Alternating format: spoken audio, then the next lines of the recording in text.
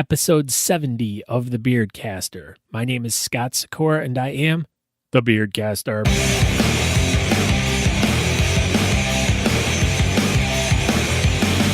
Welcome to a podcast all about beards, mustaches, and the bearded culture with all the fun stuff that goes along with it. It's about the facial hair lifestyle we live, from our daily lives and the world around us, and how we deal with life. So please join this fella, I'm pointing to me, as I share the stories about these people and hear how they are using their facial hair to do great and fun things. Thank you for joining me today. I am so happy to have you back. My name is Scott Sikora, but you already knew that because that was like the first thing I said when I introduced the whole episode and everything. So thanks once again for joining me. You can find out more information about the Beardcaster podcast by going to thebeardcaster.com. And you can get hooked up to my podcast through, I always have a hard time with this, but Apple Podcasts, Spotify, Stitcher, iHeartRadio, and it goes on and on and on. And you can also get hooked up to me through all the social media things such as Facebook, Instagram, and Twitter, YouTube as well.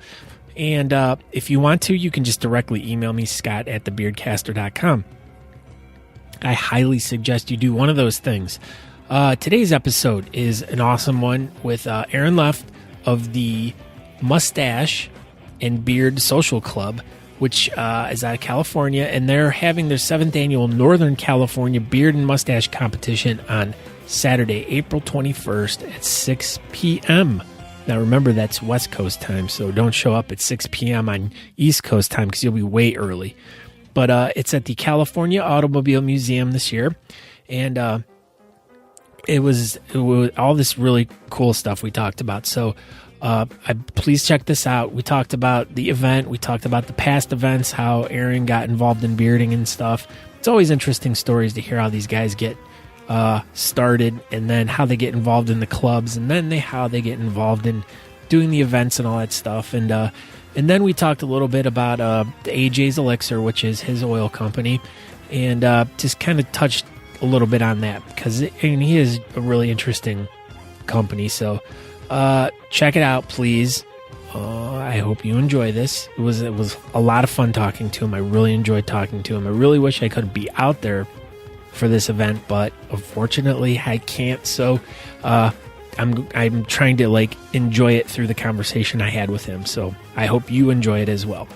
So now we're going to move on to we have to pick 2 winners for the my giveaways. But first, before we do that, I have to thank my newest Patreon pledger, and that would be hopefully I'm pronouncing this right, Natalie Johnston. Thank you for becoming my newest Patreon pledger. If anyone's interested in becoming a pledger or someone to help the Beardcaster out, you can go to thebeardcaster.com/Patreon, or at the top of my page, let me look at it real quick. There is a thing at the top that says support. It's not for bras. It's to help donate to my Patreon. So please click on that if you want to. You can go to beardcaster.com and do that. So thank you, Natalie. That's what it is, Natalie. So thank you, Natalie, for being so gracious and such a good friend. So I thank you very much. So we're going to go now to, we got some fancy music now for this. So let's cue the fancy music, and here we go. That's game show music. So okay, so while we're gonna pick a couple winners here for the giveaway stuff. So I'm gonna ask my sexy assistant Alexa, please pick a number between 1 and 110. Your random number between 1 and 110 is 14. Number 14. Can you believe that? Are you about a size 14? Okay. 11, 12, 13, 14. Scott Barron. Scott Barron is winner number 1. So we shall send an email out to Mr. Scott Barron and see if he wants to be a winner today. So now we're going to ask my trusty assistant, Alexa, Pick a number between 1 and 110. Your random number between 1 and 110 is 98. 98. Can you believe that? That's like almost 100, but it's 2 away. And let me hear. We're clicking. Oh my. 91, 92, 93, 94, 95, 96, 97, 98. Mark Lewis. I wonder if he's related to Steve Lewis.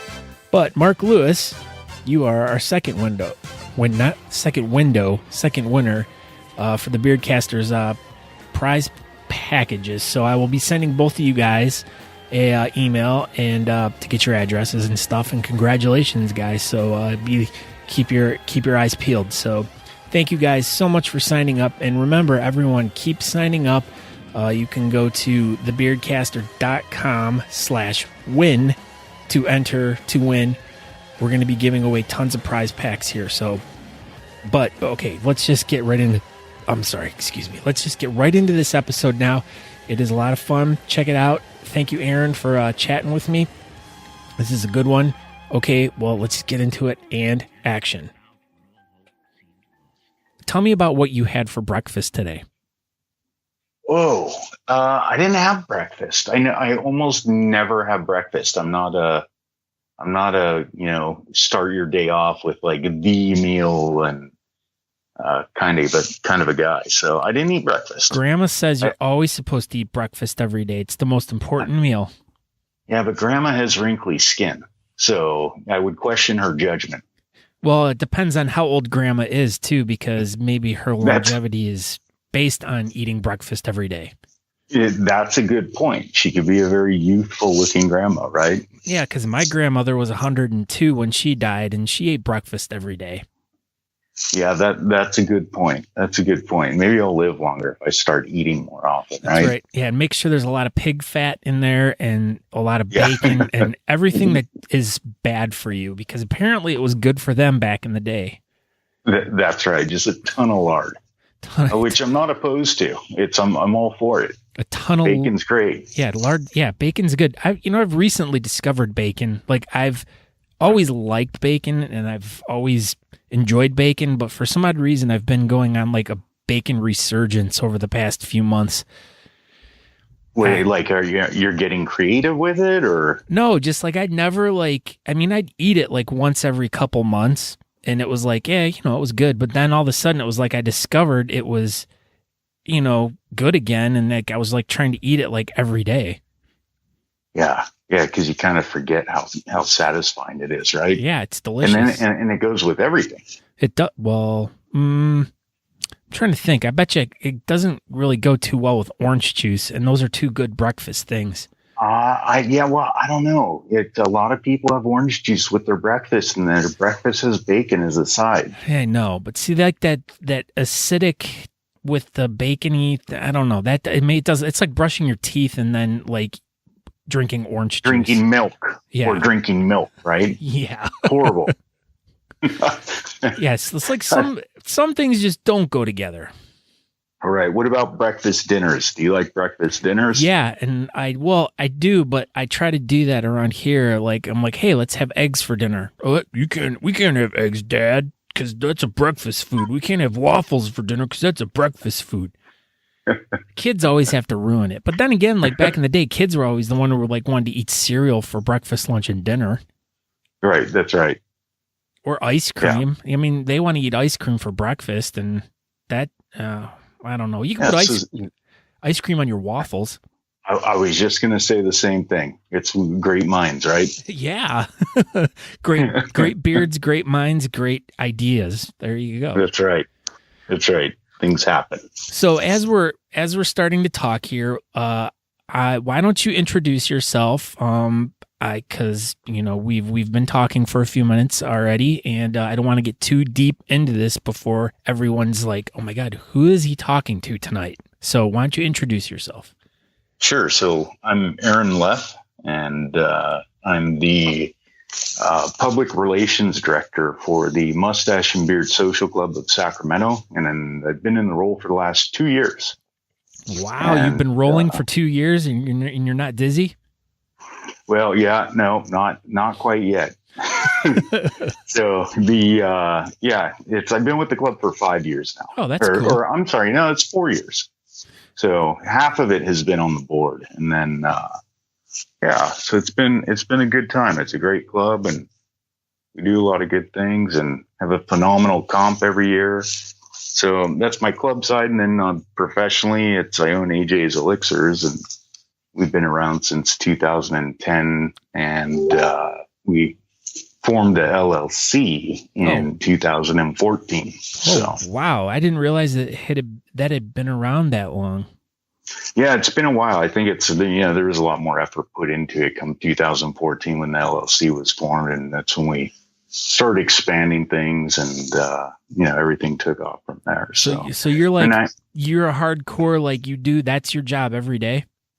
That's my job every day. Yeah, I used to. I was in the corporate world for a very long time, and were you a hitman for the mafia?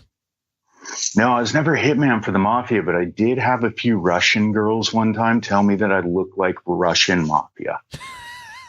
So I don't know what it was. I had a goatee at the time, and I don't know if it was like the goatee and the bald head and my big nose or something. I don't know. I have no idea. I'm surprised they didn't accuse you of trying to impersonate me.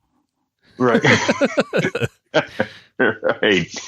So that was a long time ago, but I was in the corporate world for a long time. I've been focusing on the company now for the past 3 years exclusively. So it's been going well. We do a lot of private label stuff too for other companies that don't want to get into manufacturing, so we help them out there. So that's really cool. A lot behind the scenes. Well, we'll get into that a little bit later in this interview, but I kind of wanted to talk to you a little bit about, because obviously the comp that's coming up on the 21st, and you guys have obviously been putting on a killer event for this. Will be your 7th annual, but you are now, when you compete, you're a full beard styled mustache guy? Yeah, well, I've gone that route. Originally, I stuck to Verdi, or really tightly groomed beard styled mustache. But I find actually it was after the Just for Men Nationals in Brooklyn. I took 3rd place in Verdi, and then I stopped trimming at that point. So that was a few years ago now that I haven't trimmed, and now I just clean up the split ends every now and then. And I've gone Garibaldi, full natural, usually under 12, and then full beard styled mustache. So that's my favorite. I've always been a mustache guy, so I like to stick to those groomed categories with the styled mustaches for sure. Those are my favorite. That's cool. Yeah, that's definitely, to me, it seems within the past 2 or 3 years, like mustaches are seeming to really work their way into like the full beards or the partial beard styles, and not so much as strictly a standalone. I mean, there are definitely a lot of standalone mustache guys, but it seems like a lot of the beard guys are starting to incorporate a styled mustache into their styles. At least that's what I've noticed over the past few years.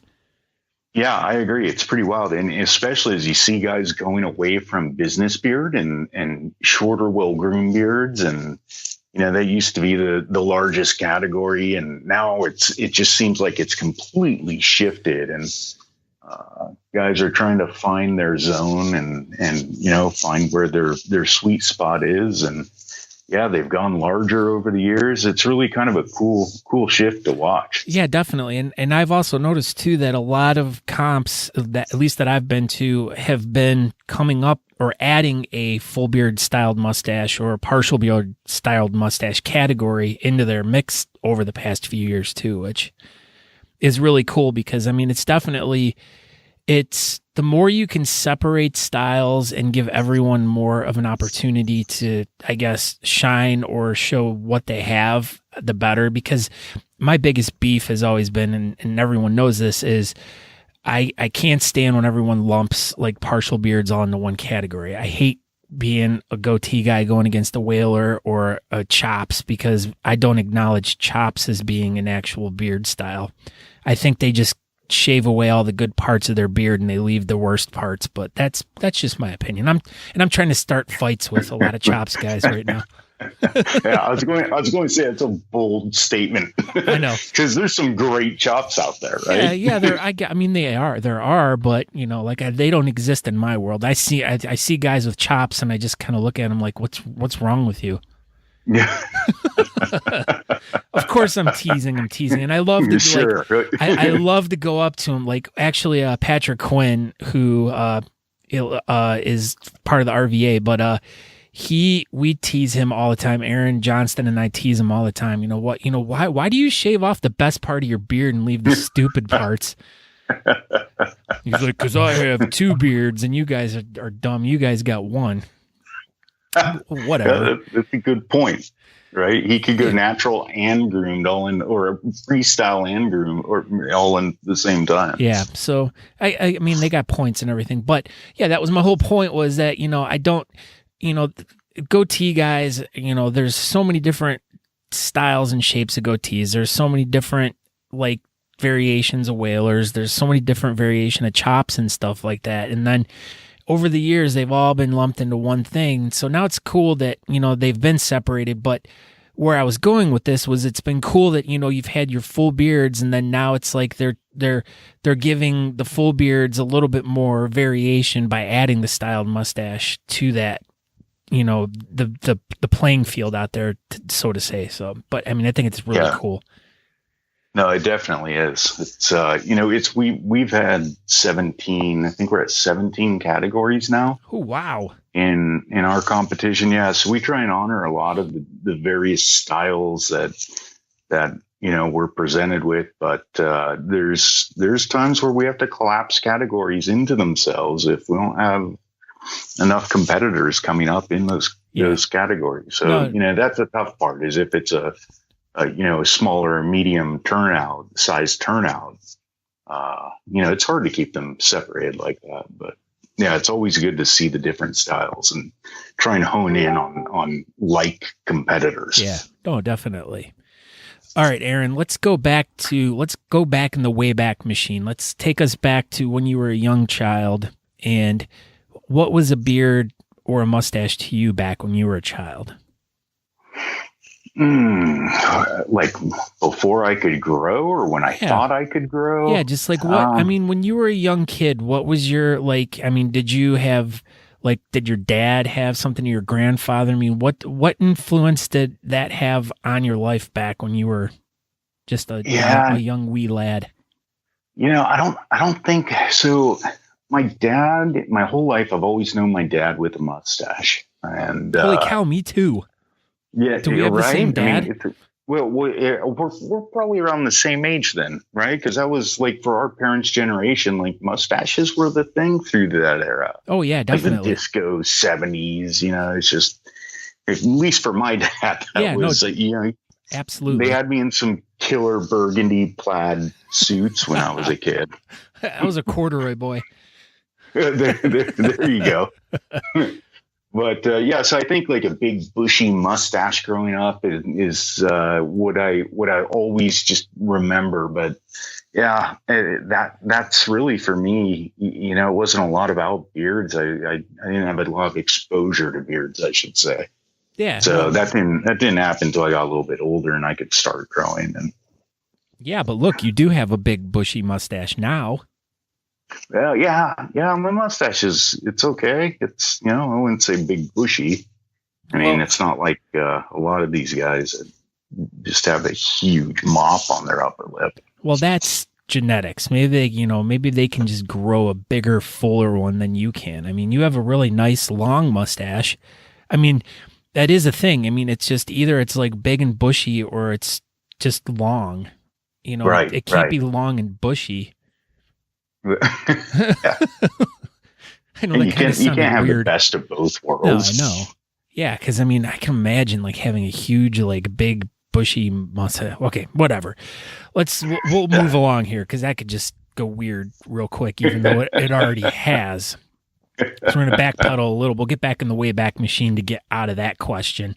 All right. But All right, so as you're growing up and everything, I'm sure like you were going through your early teens, and of course you get your peach fuzz, you shave your first time, and then you get into high school and you're graduating and all that stuff, and you start experimenting. Like, at what point did you like be like, this is something that I totally think is awesome, and I'm just gonna let it go and see what happens? It was when we would go into liquor stores and my friends would call me Uncle Aaron, and I would throw the 12-pack on the counter and they wouldn't ask me for my ID. And let me guess, you were like 18? Like seriously. No, I was like 16. Oh, shit. Dude, I had a friend exactly like you. Yeah, I was growing a beard and it was already coming in thick enough that, yeah, we would play that card. Now, obviously, the laws weren't as strict back then, but yeah, they would call me Uncle Aaron and I'd throw beer down, and so I grew a beard. Man, see, that's what I said. I had a friend who was actually my guitar player in my band back when I was in high school, and he was 2 years younger than me, and he had the hugest beard. I mean, he looked like Jesus, and he was like 16, and anytime we'd go out, he would just easily order a beer, and we'd all sit there and go, my God, we're going to get in trouble. We're going to get in trouble. No, never carded him. I mean, he was so confident, and we were just like, wow, but I mean, now he looks older than dirt. And at least I go, hey man, I'm older than you and you look older than me, but he still has got a huge beard too. But yeah, there's something about like, that genetics that you get when you can just like have an explosively amazing beard at 16 years old. I mean, geez. Yeah. I think the crazy part for me was I got sick as I got close to 17, and, I went through chemo and for a few years, and so I had nothing for years. And when I was able to start growing hair back again, I was probably, I was about 19 by that point. But that's when I was like, I'm not cutting at all. And then I really let the beard go and my hair go. And so I had hair down halfway down my back. And so I really started playing around at that point. That was my phase where at 19, where I like was hard set that I will never not have facial hair.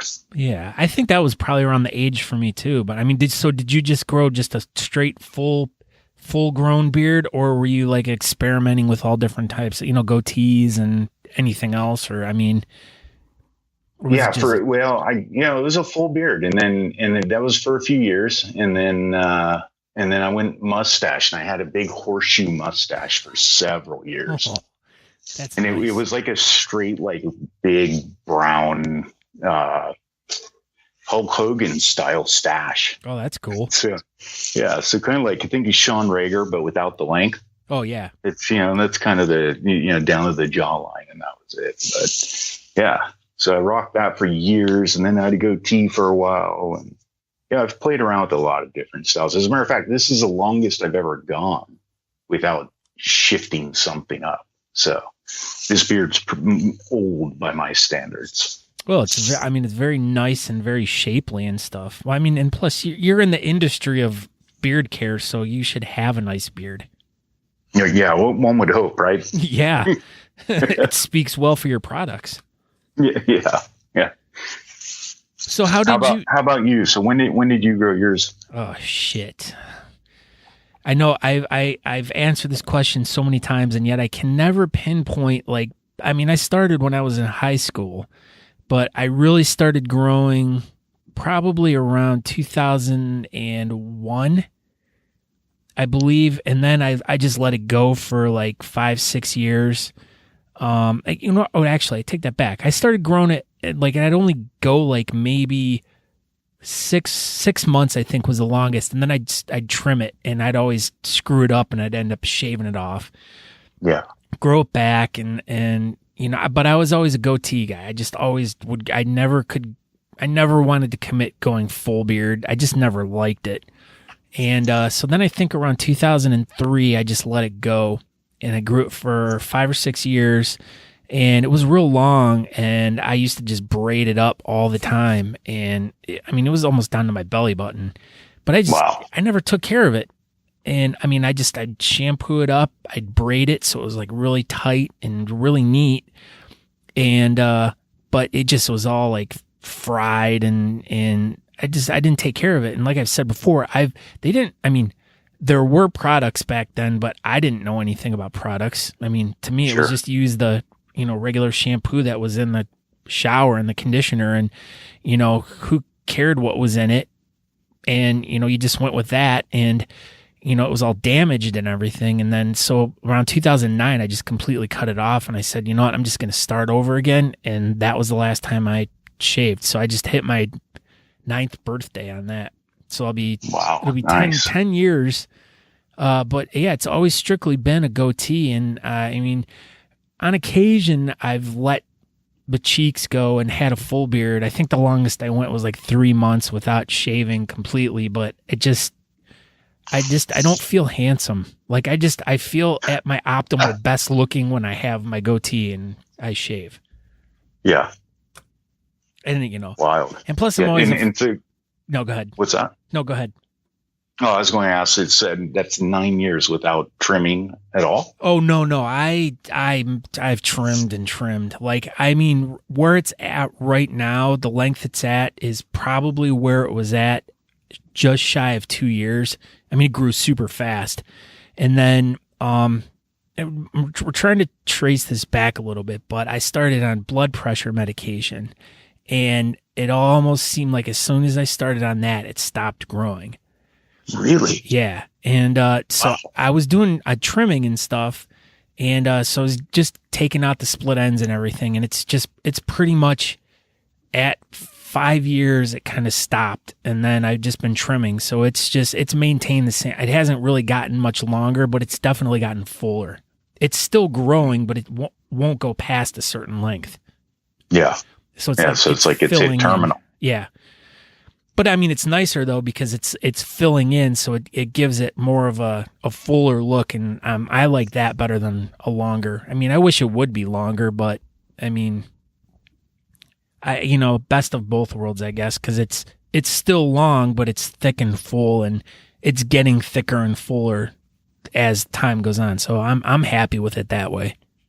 Yeah, I'm a fan of clipping off the thinning ends, and I just think it not only does it lead to a healthier beard, but you get, like you said, you get that nice fuller look too when the wispiness is taken off. Yeah, so. Definitely. I mean, there's a lot of guys who have super long beards, but they just look like crappy because they're like Josh Black has like an amazing beard. I mean, his is thick and full. He doesn't really dense. Yeah, it's super dense, and there's like he doesn't have. I mean, he definitely takes care of his and cuts the tips and stuff. So, but then there's other guys who just have like super long beards, but it's like you could see right through it, almost all the way up to their chin because it's just super thin.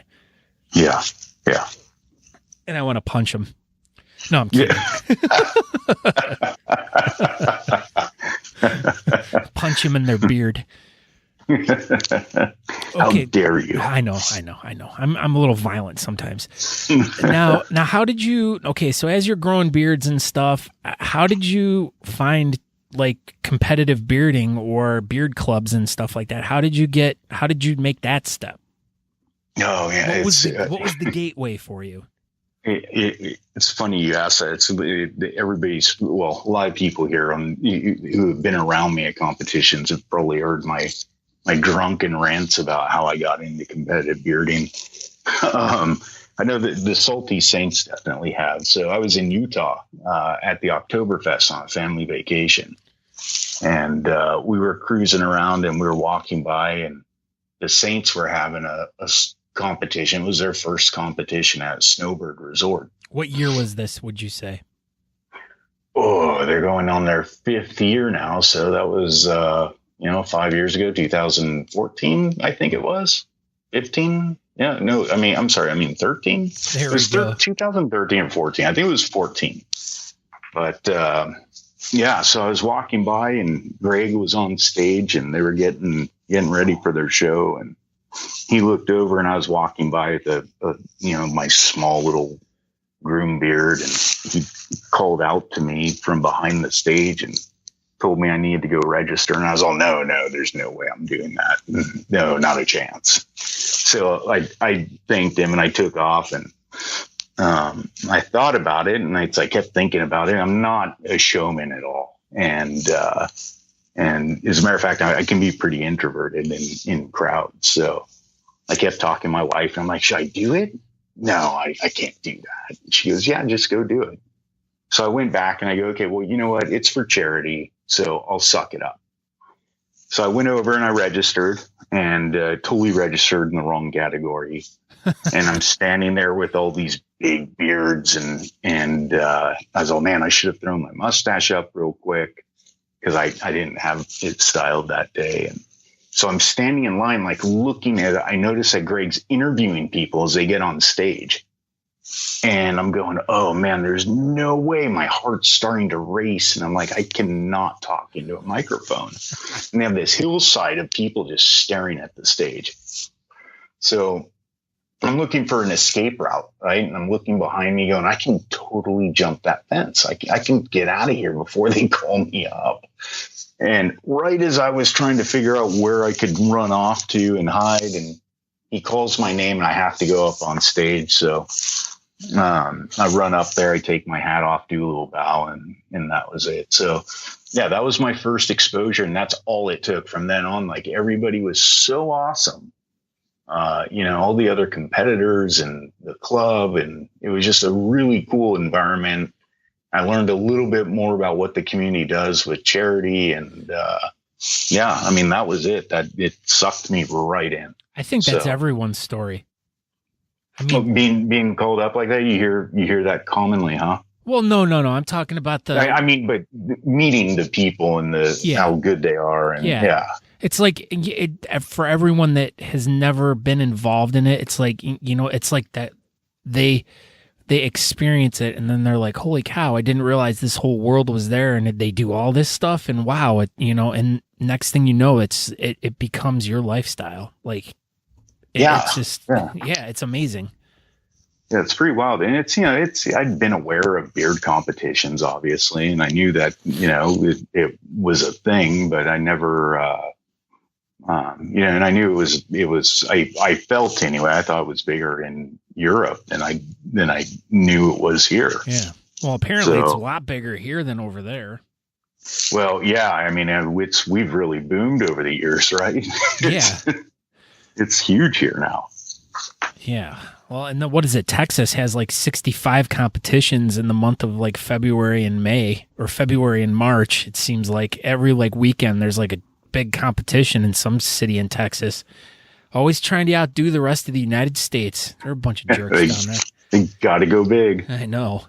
Them and their Texas-shaped waffles at every hotel in Texas. We don't have... they really? Yeah, every hotel I've stayed in Texas has had that Texas waffle maker that makes the Texas waffle, and you always have to get it, because when in Texas, you have to get the Texas waffle and the French toast on Texas toast, because it's bigger than everyone else's toast.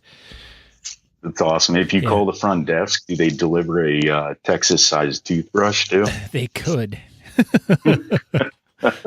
For all my horse teeth.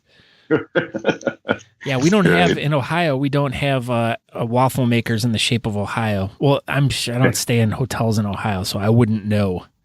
And right. And who would want a long waffle the shape of California? I mean, yeah, no, it's not. I don't think anybody wants anything in the shape of California. Oh. That was a witty pun right there. See, you were right. I was able to pull one out. I was going to say, well, man, if you live in Hawaii, who wants a waffle in the shape of Hawaii? Would it be the size of a Triscuit? Yeah. with the crumbs broken off surrounding it. Okay, so you get out of Utah, you head back home. How do you discover the club that you're part of now? Like, was it just, I mean, how does one go from that event to being part of the club that you're in now and becoming like one of the I guess, board people on the club. I don't know what you guys call it in your neck of the woods, but yeah, we're board members. Boardmen. Yeah, board members. I guess you could say. My member's bored too. Yeah. you're on a roll. Bushiness and now your member's being pulled in. I know. I don't pull my member. Stop it. I came back and I jumped online and started looking up local beard clubs and trying to find some information. And, then of course, Sean Rager pops up everywhere. Justin Vorhauer pops up everywhere.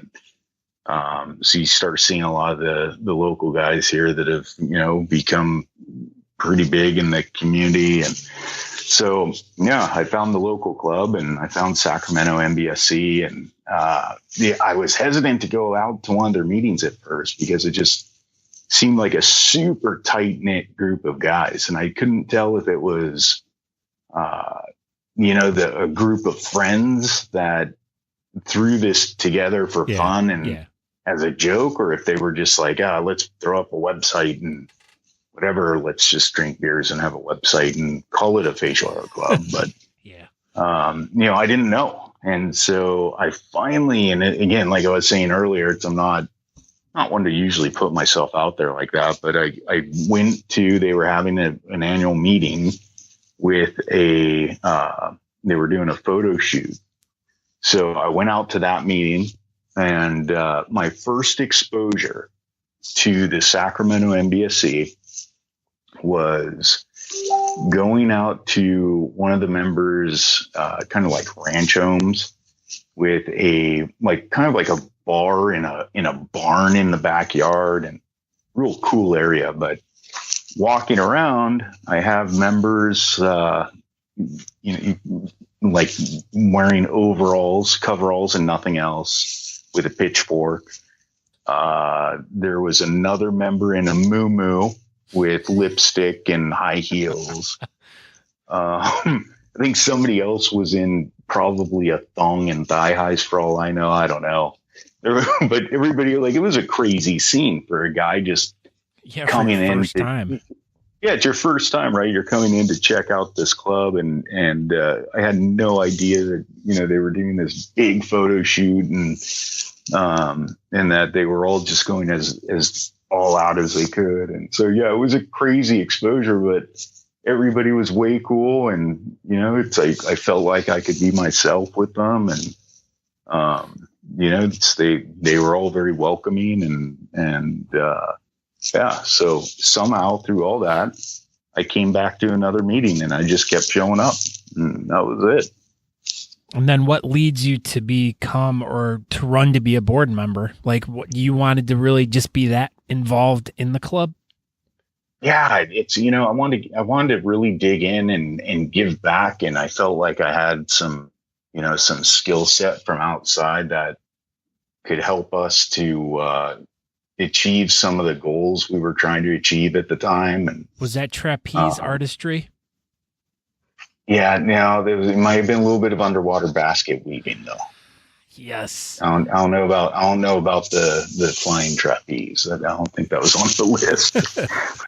Hey man, every beard club needs a flying trapeze artist. Right. But yeah, it's so I don't know. It just, we had an opportunity. It's Trevor was in the role. It was a fairly new role at the time. Trevor was in the role and he was stepping down, and so I figured I'd make a run for it and see if I could step into his shoes and try and help make some good decisions for the club.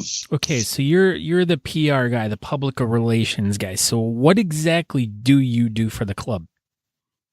Well, so my role is to find new events and various charity events that we can take part in, and kind of monitor the reputation of the club, and to help to make sure that we have good relations within the community. And then within our local community as well to help to, get us out there and our name out there and within the local community and find different, benefits that we can help contribute towards. So yeah, that's the basics of it. So being on the back end, I help make, we all get together and anything and everything that the club does, we on the back end are all discussing it. And daily we're communicating with each other, making decisions for the club. Yeah. So, well, yeah, definitely. Cause you guys are all getting together and of course you're all talking. And right now you guys are planning this great event that's going to be coming up in a couple weeks. And let's talk a little bit about, the event you guys are doing, which, it's your seventh annual one. It's the seventh annual Northern California Beard and Mustache competition. Now tell me, give me the history on this event. Obviously it's been like going good that you guys keep doing it and it keeps getting bigger and better, right? Yeah. Every year it just keeps growing. Last year we had a little bit of a hiccup. We traditionally were out of the Sacramento Railroad Museum, so it was pretty badass. We had these huge trains and people all this, got run over. No, we had people lay on the tracks, but the trains weren't moving, so everybody was in good shape. Although we got yelled at a few times for people, jumping into museum exhibits and doing things they weren't supposed to do with train steam stacks and whatnot. But were they trying to put their penises in them? Well, that's kind of where I was going. Oh, okay. But yeah. But sorry.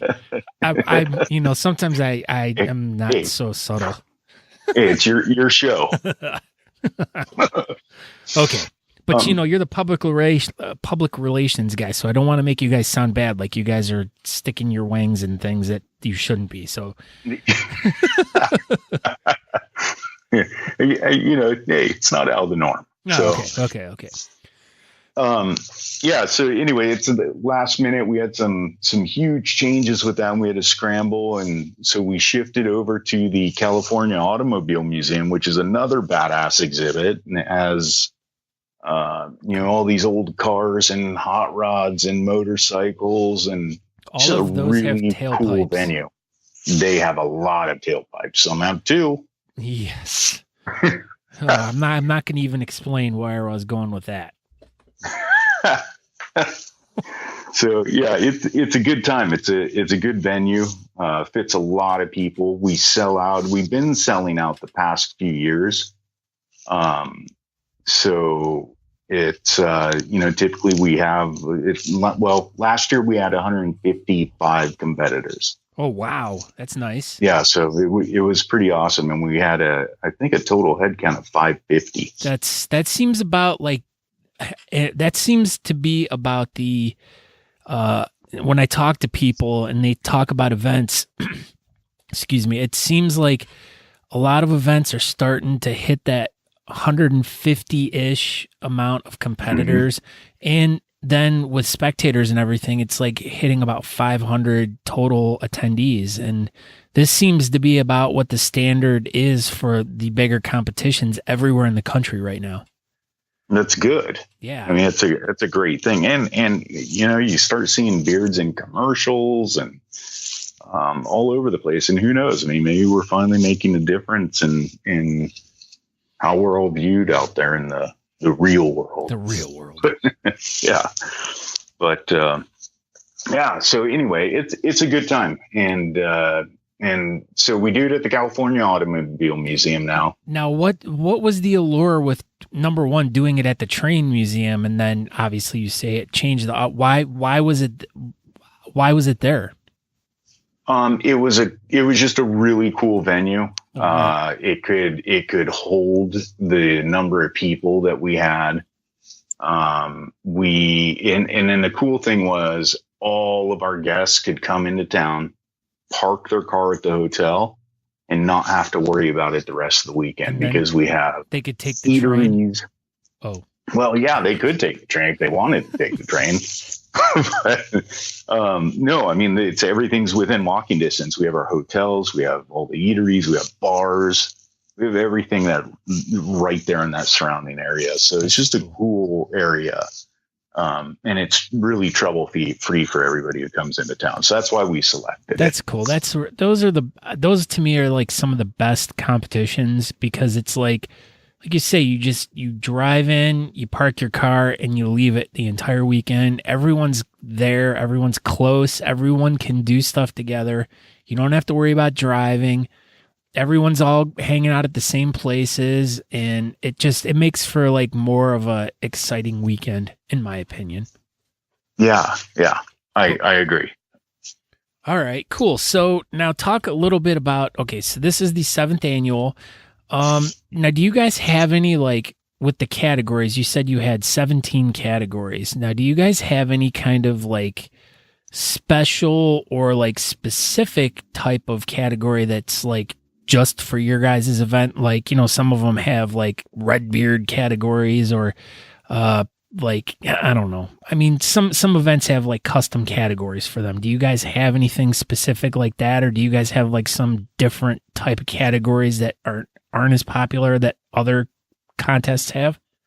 No, we're pretty standard. Like if you look at all the world categories, we're pretty much right in line with that. The one category I'd say that sets us apart, we have a specific Uber mustache category. Oh, okay, that's good. So that's for the guys that have the just huge mustaches, or they do something just kind of outlandish with it.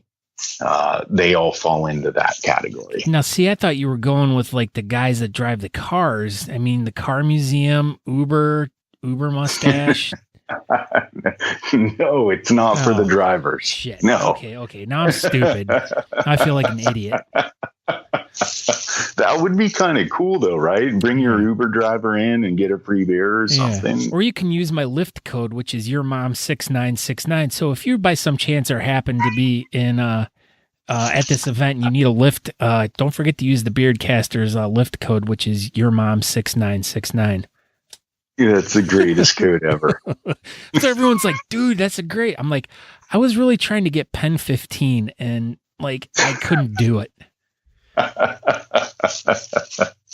Oh, it's awesome. How many people cock their heads and widen their eyes when you give them that? Well, I don't know. And the thing is like I forgot my login credentials on Lyft, and I can't even get in there to see how many people have used it. But everyone tells me like, yeah, we know your code, because I mean, hey, I'm like, it's a good one if you remember it. Even if you don't, it's just funny. It's hard to forget, and it's probably on a lot of bathroom stall walls, right? Yeah, your mom 6969. Right. Nobody knows that it's an Uber code. Yeah. They just think, or a Lyft code. They think that it's just an insult. Yeah. To them while they're pooping. Right.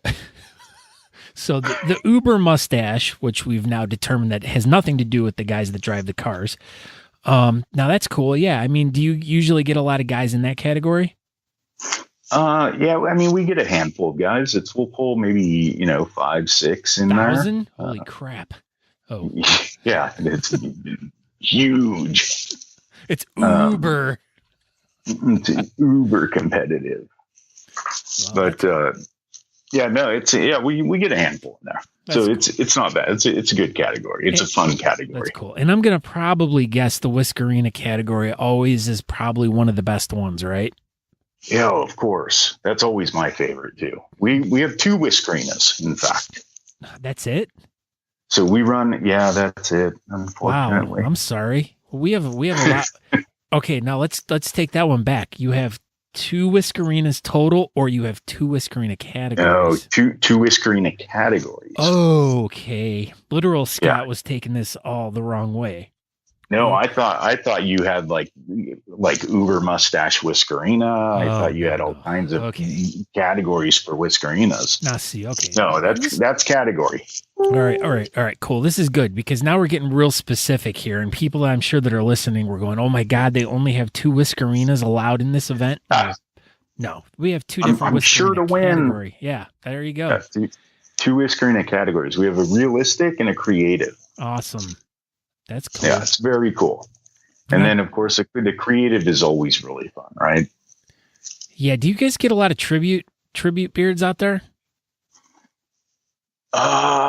You mean like that pay homage to like other dead bearders, or no. like? Well, that's like at least out on the East Coast and towards the middle of the country. There's been a lot of girls that have been doing like they'll pick like their favorite beardsmen, like, and they'll do like a tribute beard to them. So like, especially when we were in it was in Pittsburgh, the Steel City event.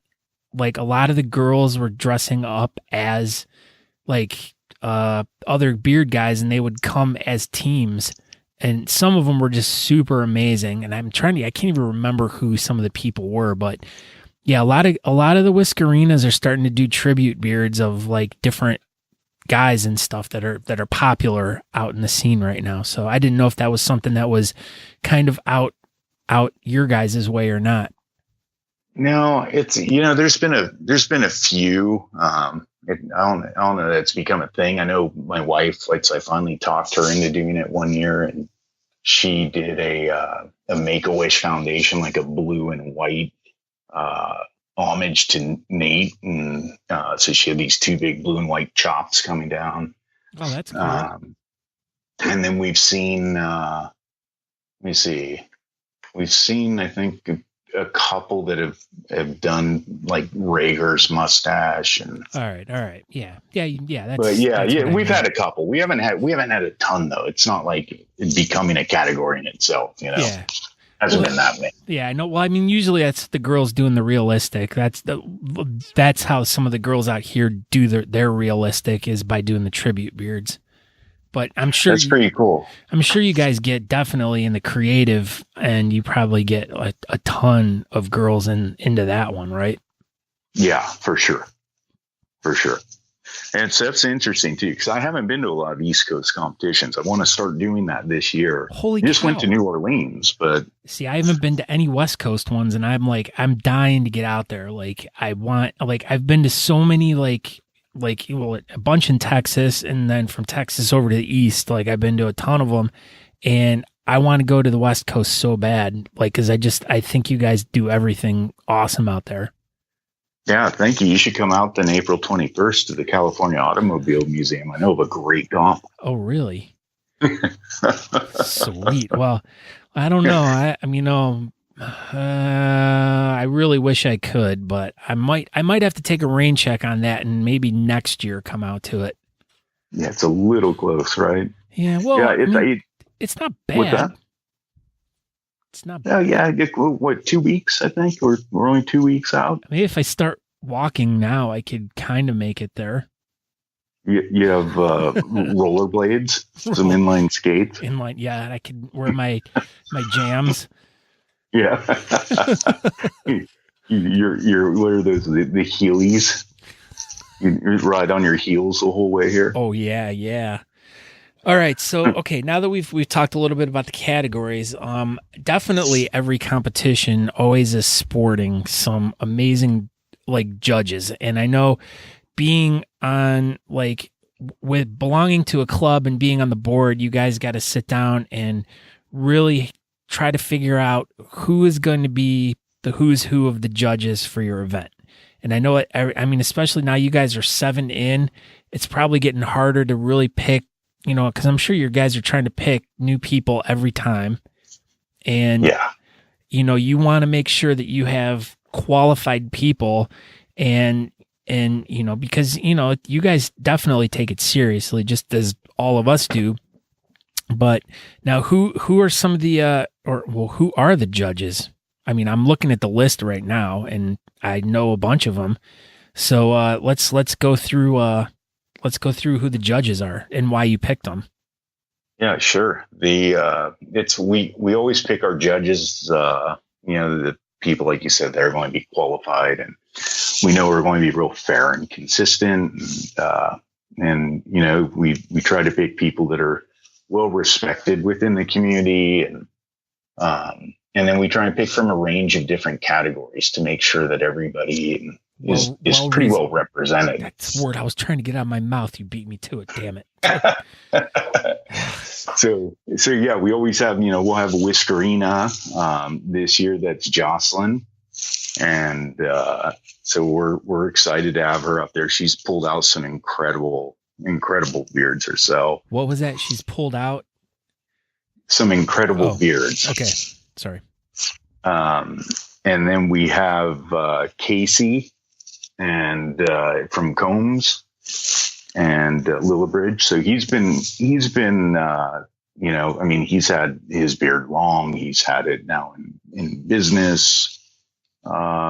He's been sticking in the business category now for a while, but he has a great eye. And he's well respected out here as well. He just has one eye. No. Did I? No. You said he has a great eye. I thought maybe. Oh, sorry. No, I missed it. No, he's going to be. He's going to be bringing both eyes with him to this event. Yeah, there you go. Okay, I'm sure he can say "R" better than most of us. Okay, good. I just want to make and sure. we make sure that they have enough beer to do that. So. Okay, good. We have Matt McGregor, and so from a freestyle standpoint, he does some awesome things. Then we have Al Underwood, who from, you think about Musketeers and also in the Uberstache type of a category, he would fall into that. Also, he's out of LA, very well respected out here as well. Yeah. I believe I met him at Worlds. He was a real nice guy. Yeah, he is. He really is. So all of our judges are always so awesome, and everybody is. But then we have Paul. Paul comes back to us every single year. We bring Paul in. He's like a boomerang. Is he Australian? Yeah, no, he's from Santa Cruz, and that's kind of Australia. Down in that area, right? Yeah, part kangaroo. But Paul's pretty awesome. So he's a lot of fun to have around, and if you ever run into him, it's you've got to run corn mazes with him. He's a good time in corn mazes. He can fill you in on that some other time. Out here in Ohio, we call them mazes because okay, I can see that. Because that's another name for corn is maize. Yeah. Okay, and continue. Okay, and then we have Allie, and so Allie always comes out. She's from LA too. She's a great eye. She's been a primary judge, and then she comes out too. And what will happen is we can always depend on her if we have, let's say, a conflict of interest and somebody the judge is related to jumps up on stage, then we pull that judge off the panel. Oh, okay. Like an alternate category. Judge. You got it. Yep. Because we want to make sure everybody has a fair shake. So, and that's pretty important to us. And that's another thing that I've been noticing at least the last, I think, 4 or 5 competitions I've gone to where there have been like alternate judges that they bring up just to make sure that if there's someone's wife is coming up, then they'll pull that judge off and then they'll put the alternate judge up there. So they have, I think that's a really cool idea too. Yeah, I actually like hearing that's happening more frequently or across the board because it is. I mean, that's a lot of upset people if you don't do that. So just punch them in the nuts and tell them to shut up. You'll take your score. You'll take it and you'll like it. Right. I'll smack your dumb beard. So that's our judging panel this year. So we're pretty excited to have them all come out, and it'll be a good time. That's really cool. Now other than your judges, who's the charity for? What's the charity this year for this? Or do you guys use the same charity every year, or do you guys pick a different one every year? No, we do. So every year we choose PAWS, which is Pet Adoption and Wellness Services. They're out of Woodland, California. And they're just a really cool animal foundation. Like their name says, they help rescue and give animals home and good medical care. But anyway, so yeah, we always pick them, but then we'll do, like, if we pull a 50-50 raffle or other events throughout the year, other fundraisers, we'll bring in other charities and rotate in some different ones as we go throughout the year. So, we distribute the load across the board, but yeah, our comp is always centered around PAWS. That's really cool. That's awesome. Yeah, and they come in with dogs, and so it's a good time. Dogs have paws, so that's a good thing. That's right. And they don't care what your beard looks like. They love everybody. I know. And I love nothing more than going to comps that definitely do the animal thing, but when they have the dogs there and you get to play with them. Yeah. Oh my God, there's nothing cooler than that. Unless it's a puppy, right? Because then they like to chew the beard, and that sucks. And that's what I'm going through right now, because we got one around Christmas, and he's finally chilled out, but now he's at this, like, we were watching some TV before I started talking to you tonight, and I have to put a pillow on my chest because he jumps on me, and, like, he'll jump on my beard, and next thing he's, like, pulling it, and, yeah, there's little dogs, like, find ways to, like, hurt you, and I don't like that. What kind of a dog? He's just a little mixed mutt dog, but he's just like, he's about 20 pounds, but he's not like a short-legged, like, little dog. He looks like a miniature full-grown dog. He's got long legs, long tail, he's like a cat. He runs around like a cat, jumps on the back of the couch. He's always jumping on everything. He's jumping on my beard like every 5 minutes. He's a little jerk, but oh, he's great. I love him. We just got a puppy not too long ago, and oh man, he finally, the day he got out of that teething stage, I was so happy. He was just shredding my beard. I know. Just destroying it. It was horrible. Oh, puppies are jerks. They're cute, but they're jerks. Yeah, but I think that's why they're so cute, and that's why they have that amazing smelling puppy breath. Oh, yes. Because if you overlook anything bad that they do, because you gotta love that. It's way better than my mom's 10-year-old lab breath, because it's like rotting from the inside out breath. It smells like horrible. Yeah, well, my lab used to clean up the yard after himself, so he would come back in and actually have like his crap smeared between the cracks of his teeth. Oh, that's cute. Yeah, that was fantastic. And then so you want to talk about bad breath? Yeah, that was horrible. Yeah. Gotta love them. Yep. All right, and then you guys, I see Jeffrey Mustache is going to be your photographer. Yeah, he will not be there this year. He just let us know that he has a conflict, which is a bummer because we love him. Yeah, we do. He's been out to, every competition that I've been at with us, he's been there. Mm. So this is the first year I'm aware of that he's not coming. He's a great friend of the club, and so we're bummed with it. So we'll definitely miss him. But we have another great photographer, Lauren, that will be there, and she will have the event page updated with her information soon. She'll take some fantastic photos with some really cool looking backdrop that is a real backdrop, and you guys can wait to see the portfolio to check out what that looks like. It's going to be pretty cool. That's really cool. And then I also see you guys are doing the tintypes as well.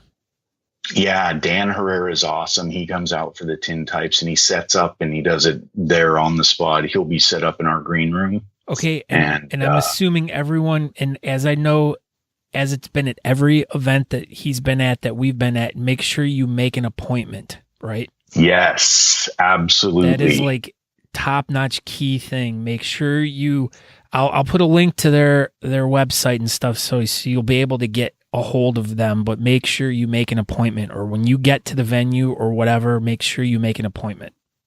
Yeah, no, that's a great call out. Thanks for mentioning that. It's funny because I haven't even been able to get with him the past several years, and we talk every year, and we say, okay, I'm going to sign up early, but then I get caught up in club stuff, and just never Yeah, happened. you So get I need to sidetracked. catch him one of these days, in his studio. Yeah. Well, that's really So yeah, cool. he gets backed up. So yeah, good call. Definitely get with him early. All right. Now, let's as we've talked about the event and everything, I see you guys are doing a couple pre-party things. Now, I just caught this one. The on Friday night, the Super Trooper pre-party field trip. I'm like super jealous now. Like I'm like, holy crap! I've been like waiting for years for this damn movie, and this is really cool. This is now. What's that? You guys like all going to the movie theater to watch the movie? Yeah, literally, that's it. It's everyone's getting together. The theater has big recliners, and so everyone will get bummed and enjoy the film. You got it. Oh, you guys are so lucky. That's going to be so great, especially to see it out there too. Yeah, it'll be a really, really cool show. We have some good events set up around our column all weekend long. All right, cool. Well, if you want to know anything more about the pre-parties and events and all the extra stuff that's going on, I'll have all that stuff in my show notes with the links to all of the pages where you can find out more information. I will also put those in my show notes as well, and the notes for the episode.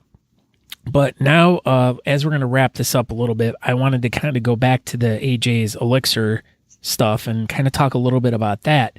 Now, how did you get, like, I mean, like you said, this is what you do for a living, and I totally admire the fact that you were able to succeed as much as you have and make the commitment to, quit your quote unquote corporate job or whatever and commit to something that you loved, something you believed in, something you did really well, and you've been able to maintain and grow. Now, how did it all start for you? That's it. Well, back on, in, man. I know that's tough, right? I get asked that and I'm like, it's hard to explain. It started really with my mustache styling, and it's kind of probably a common story you hear all over the place. But I, always did my own mustache, and I made my own wax, and from there I had family and friends who have skin conditions, psoriasis, eczema, and so started playing with different soaps and lotions and creams that could help their skin out. And then one day a buddy came to me and he said, "Hey, it's look, you're really involved with bearding. You enjoy it, and what do you think about launching a line together?" And so I said, "Yeah, let's go for it." So we did, and we were doing that for years. And I went back to school and took some courses in cosmetic chemistry, and it just kind of grew from there. It's, I don't know. It just kind of grew. It was unexpected, to be honest with you. Okay, let's take a step back here real quick. You took a course in cosmetic chemistry. What on earth is that? I've never heard of this before. Yeah, it delves into all the the fatty acid profiles and how everything interacts with each other, and so you get to really figure out how to make ingredients complement each other, and what's contraindicated with your formulations, and it's formulatory. It's like deep formulatory stuff that most people would fall asleep reading a textbook over. But well, that's the stuff you need to know to make it work. Well, yeah, I think so. I mean, it's that, or you hire a chemist and go that route, right? I guess, but I mean, if you know it, and the more you know, the better off. I mean, you are as a business owner. I'm sure. Yeah, that's the tough part, starting off solo and by yourself. I actually had a partner for a while, and then I bought him out in it's been, I think, 2 years now. So so it's owner operated businesses it's a lot of work. You kind of you're everything at that stage early on in the business. So. But yeah, we expanded and we grew, and we got into beard products. We expanded our shave lines, and now we're going deeper into looking at women's products as well. And so we have a lot of fun stuff that's on the horizon that we're looking at branching out into. That's really cool. Now give me what's your most popular product you have? What seems to be the one thing that everyone wants? Our Cologne bar of soap, like without hesitation. Everybody loves that bar. Tell me about it. Sell me on it.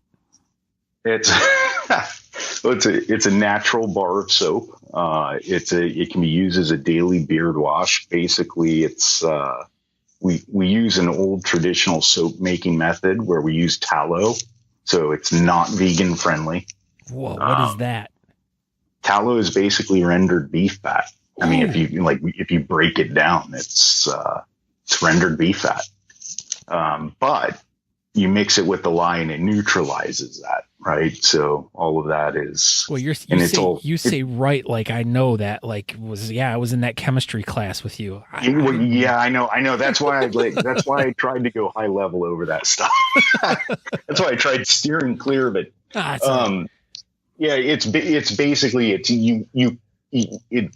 when the oils are turned into soap, it's called saponification. When it's turned into soap, then it's no longer as scary as it sounds. But yeah, so that's how soaps traditionally were made. It lends to a nice hard bar that's very creamy and rich. And then what we do is we load it with a lot of botanicals, and then on the back end, after it becomes a soap, we load it with a bunch of oil. So it's called super fatting. We add a bunch of oil on the back end. And so it makes it so that it's a great daily use bar, like a hair bar that you can actually shampoo your beard with and not dry out your hair or your skin. And it leaves your natural oils intact and leaves you feeling light and fluffy and clean and amazing. Wow. It does sound nice. It is. It's a really good bar. My beard feels light and fluffy through just hearing about it already. Okay, now if someone's interested in buying a bar of this soap, where does one go to purchase this? So they can go to www.ajselixirs.com.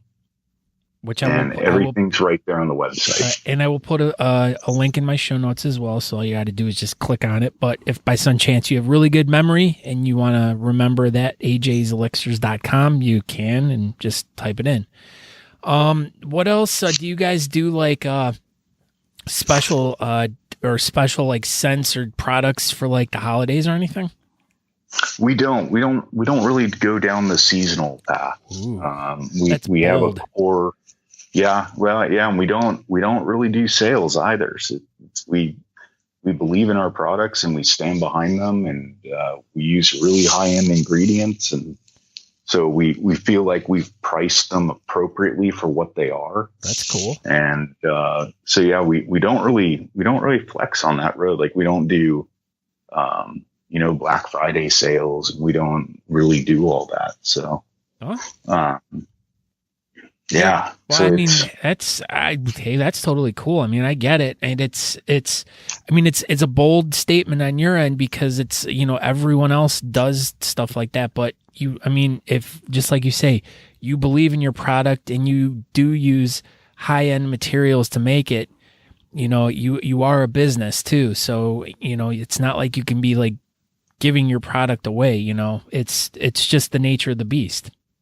Well, yeah, and we're insured, and we're a legally operating business. We make sure that our customers are protected should they have any issus.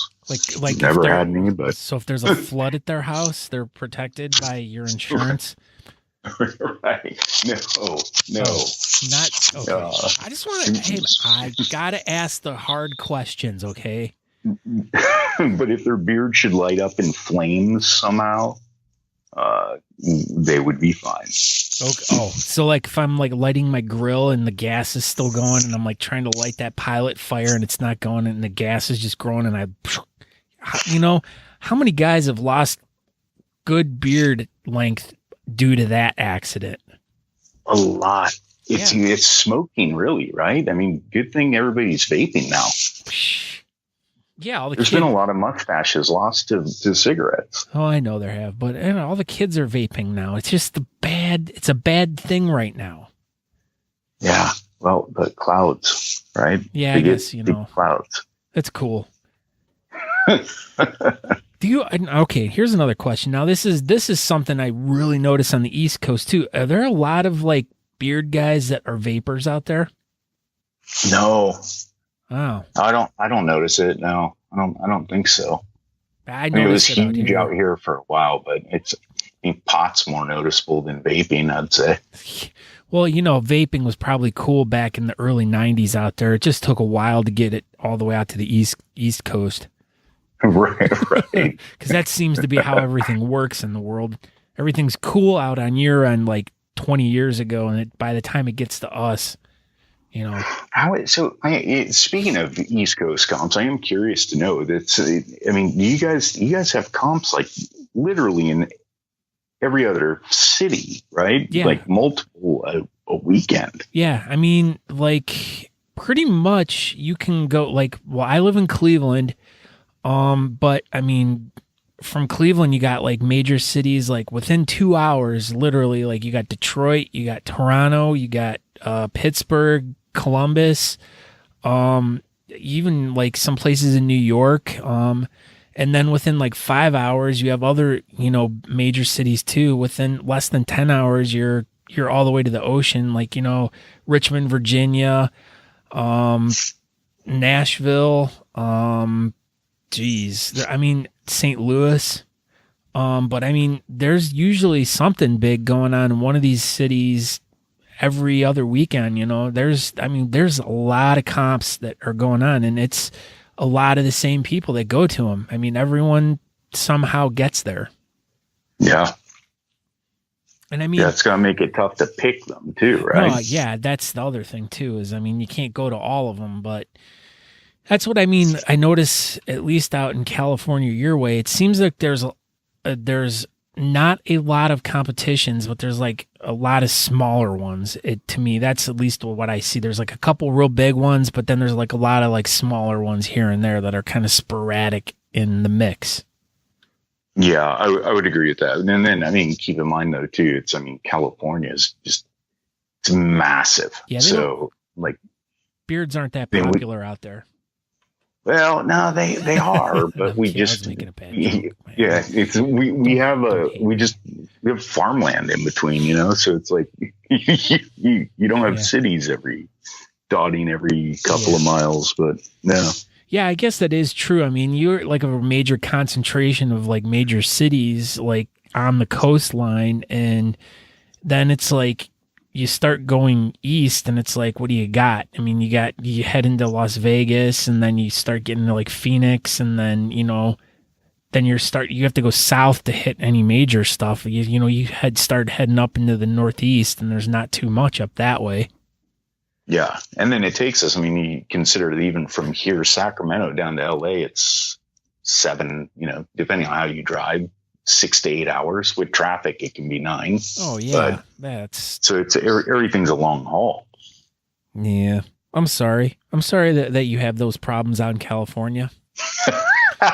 Hey, and I'm going to guess too. I bet you don't have snow like we do right now. It's snowing right now where I live. Yeah, no, we don't. We live close to Tahoe though, so we have world-class snow in our backyard. It's an hour away though. Yeah.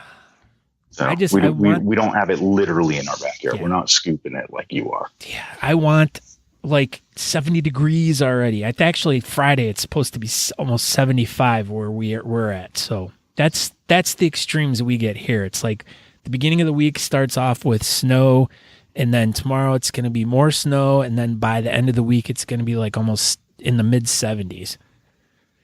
So yeah, and humid? No, it's still going to be cold, but I mean, it's the humidity doesn't hit till like August up here. Got it. Yeah, we get no humidity. We do drop down in this area in the valley. We drop down to 28 degrees maybe. maybe 5 times a year. so it's pretty mellow. Yeah. Why don't you rub it in a little bit more? Yeah, I would love to have your weather though. We didn't have a winter at all this year. It sucked. Oh man, winter started in like October for us. That's what my wife was like. My wife is a LA girl, and she moved out here I think like 10, 12 years ago, and she's like, "Oh yeah, it was the first time I saw snow. It was really pretty, blah blah blah." And then now it's like she's done and over it, and she's like, "We've had snow and it's been cold since October. There's more shitty weather out here, blah." She's like, "We only get like 3 months of like nice weather." And I'm like, I don't know what to tell you. Maybe you need to move back to California. Yeah, that's tough. That's tough.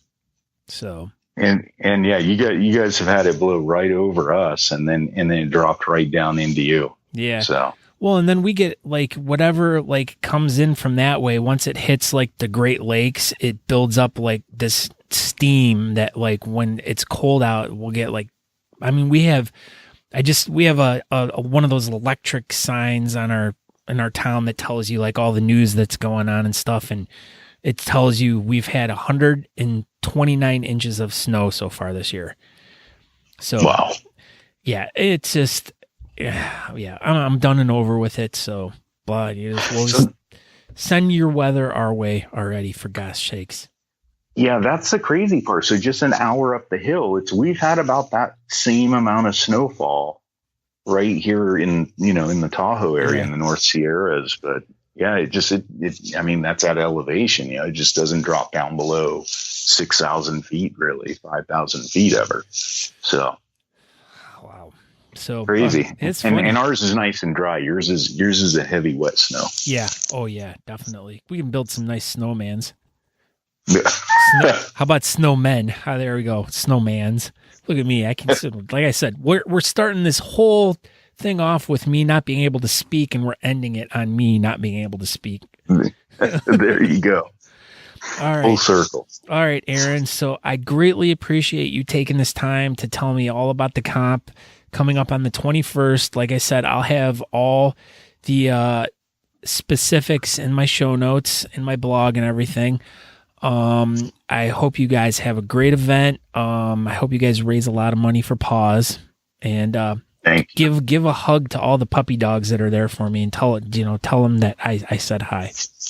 Yeah, we definitely will. Thank you, Scott. I really appreciate you having me on.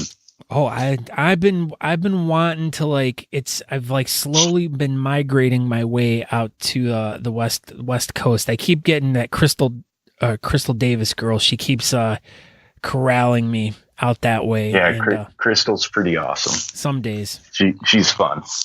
Yeah, some days. I kid. She's one of my favorite people in the entire world. So, but all right. Well, good luck to you. And like I said, I greatly appreciate you taking the time out. And once again, best of luck to you guys. And hopefully I can make it out there next year. Yeah, it would be awesome to have you. Thank you. We definitely appreciate it. We look forward to seeing you when you do. All right, Aaron. Well, thank you very much, and we'll talk to you soon. All right, Scott. You got it. Take care. All right, bye. And cut. Thank you so much, Aaron, for taking the time out to talk to us about the competition and AJ's Elixirs and all the cool stuff. And thank you for sharing your story about how you got involved in the bearding community. Once again, please check out the website, thebeardcaster.com.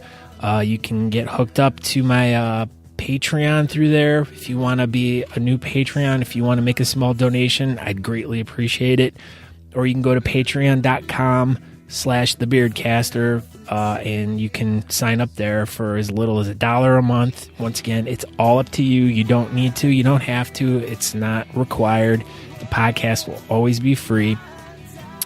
And let's see, don't forget to go to the website, like I said, thebeardcaster.com. You can subscribe via Apple Podcasts, Stitcher, Spotify. There's all these different things in there. So if you want to do that, and don't forget to check us out on the social media platforms, Facebook, Twitter, Instagram. I know. And last but not least, if you have any questions, comments, concerns, or guest ideas, you can email me, scott@thebeardcaster.com.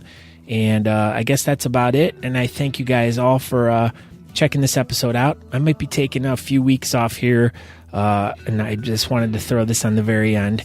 But yeah, I'm starting to get super busy around, and there's just a lot of stuff going on. So if I can, I'll do some more episodes here. If not, I apologize, but I need sanity time. I got a lot of stuff going on right now. So if I see you guys next week, hey man, good for all of us. If I don't, just be patient. New episodes will be very soon. I still have lots of great people that I want to talk to. So thank you all once again for checking out the podcast. Don't forget to tell a friend, tell 2 friends, tell 3 friends.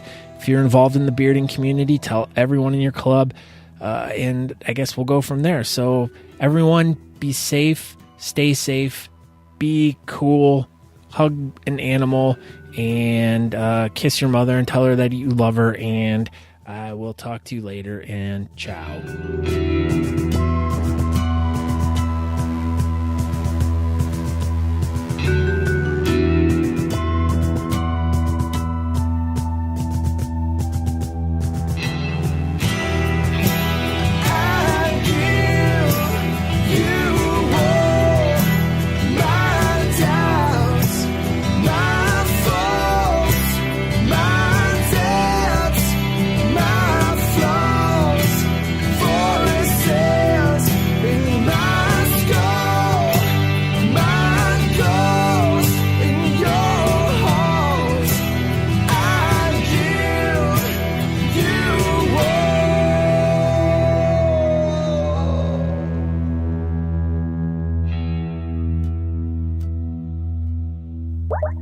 Oh my God.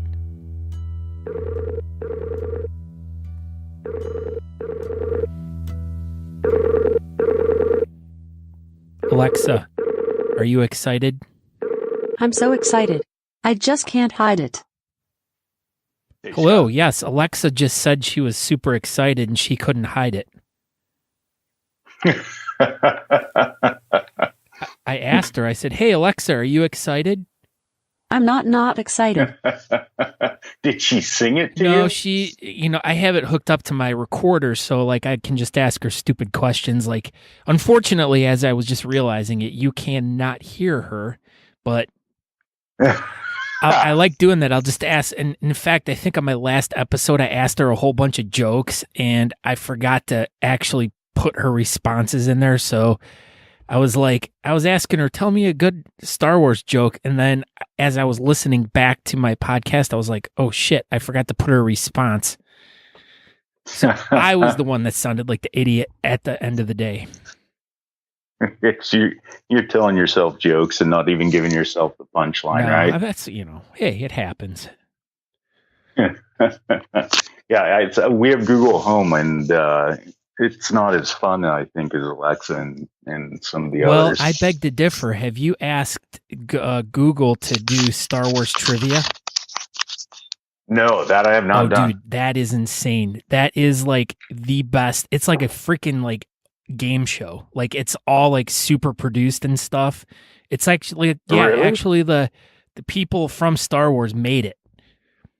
So it's like super fun. Like my mom and dad have the Google thing, and like every time I go over, I'm like, oh my God, I get to play. And they're like questions that are like super hard, and like questions that are just like all over the place. And like I'll do like Alexa has like a bunch of different Star Wars trivia things, and she'll do them, but they're not that she has the same questions over and over and over again, so it's just kind of boring. Right. And Suri's just stupid. I thought Suri was like the best one forever, but yeah, Suri just sucks. Well, for a while, though, she had a pretty good attitude when they first launched her. Yeah, well, yeah, definitely. But Alexa... She was snarky. She talked back. It was great. I don't know if she still does or not. Yeah, she does. She has a good couple, like, one-liners and stuff. Like, I love asking them, how much wood could a woodchuck chuck? See, I can't even say it. How much wood could a woodchuck chuck if a woodchuck could chuck wood? That's all, and they always have a really good response. Boy, you caught me on a good night because my English skills are just horrible.